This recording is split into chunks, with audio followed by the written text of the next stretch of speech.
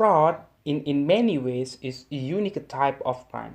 It is not only security and internal control matters, but it's a business issue that have a tremendous consequence on the entire organizations and beyond.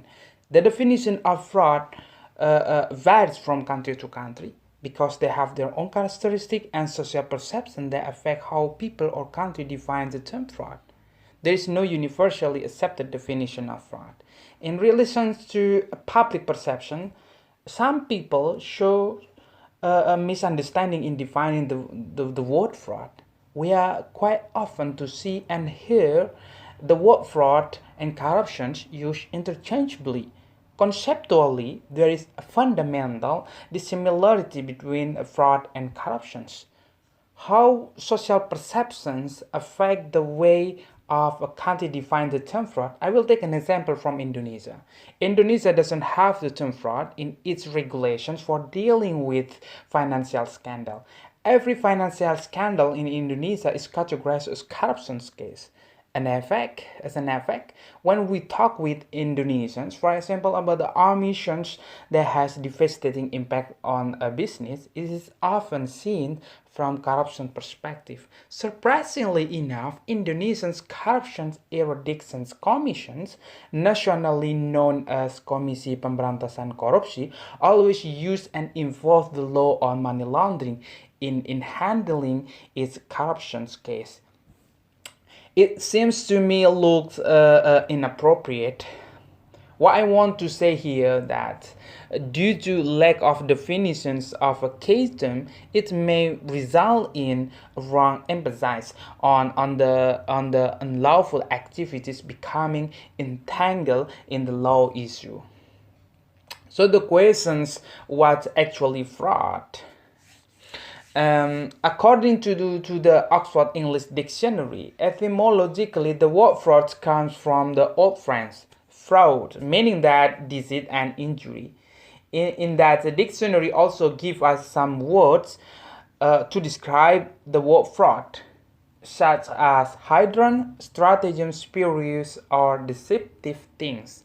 The same thing is also portrayed in the Cambridge English Dictionary, that the word fraud means crime and false. But the word crime in the Cambridge English Dictionary is still in the context of deceiving people, which is categorized as non-violent crimes. When we look at those definitions, these two dictionaries do not only highlight the issue of conduct, but also instances of deceptions. For example, statements which mislead and hide the truth.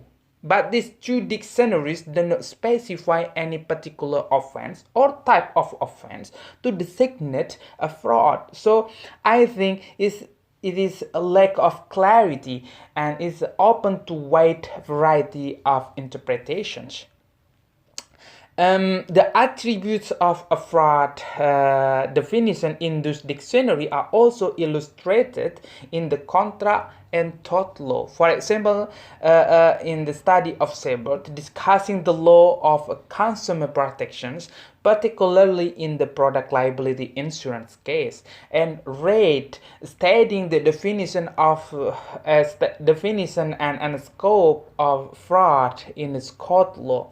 Generally, they suggest that people would only be guilty of fraud if their behavior consisted of intentional or reckless deceit and make the victim suffering financial or non-financial loss or injury. These two studies contribute to the definition of fraud, indicating that the most important element of fraud are deceit and injury, no matter it is deliberate or reckless deceit. These perspectives are insightful, but they are based on unfair conceptions and seem confusing from layman's standpoint. Let's move on another reference. Within accounting literature, A fraud is defined as violations of financial trust and is broadly known as a non-violent crime involving theft of assets directly or indirectly by a variety of means of deception, for example, false accounting.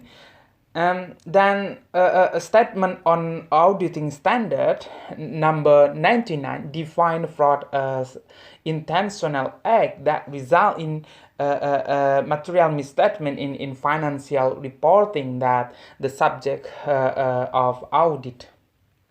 I think the falsifications of information given by this standard is based on limited perspective.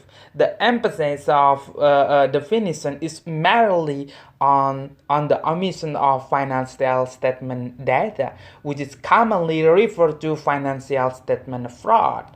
It is ontologically associated with accounting tricks, let's say cooking the books, to define financial statement users. If we look at the history of this standard, it is rational if such a definition refers to omissions of financial statement data. This standard was created as reactions to historical events that are related to incidents of accounting fraud or audit failures. For example, accounting scandal happening at Enron, WorldCom, Adelphia, and Antico. The Enron scandal was publicized in October 2001, and this standard was issued by American Institute of Certified Public Accountant in October 2002. Furthermore, let's look at the definition given by ACFA, Association Certified Fraud Examiner. ACFA is the largest professional organization dealing with fraud deterrence and investigation. Officially, ACFA defines fraud as knowing misrepresentation of the truth or concealment of material fact to induce another to act to his or her detriment. This definition is adapted from Black Law Dictionary. I think the definition given by ACFA is the clearest and the most concise definitions. It suggests that fraud may encompass any type of crime. Why I say that, I refer to the word violations of the truth about the fact with the full knowledge of factual deceptions, in which it is mentioned in the ACFA definition as knowing. Then the ACFA fraud definition is not limited to internal fraud, and it is also not restricted to social status of perpetrators as well as type of organization. I mention the social status of a perpetrator here because there is a long-standing debate within criminological and sociological theories whether frauds should be categorized by low and high social status of perpetrators. In addition to the ACFA definitions, implicitly shows that every perpetrator is conscious and acknowledge that a statement or information is misleading when it's delivered to users. So the perpetrator know that the information is misleading in advance. So I can argue the more individual intends to engage in wrongful or criminal deception, the more likely his actual conscience and confidence to support the likelihood of performing such behavior. According to all the definitions, a wide range of meaning is clustered around the concept of harm, faults, and deceits.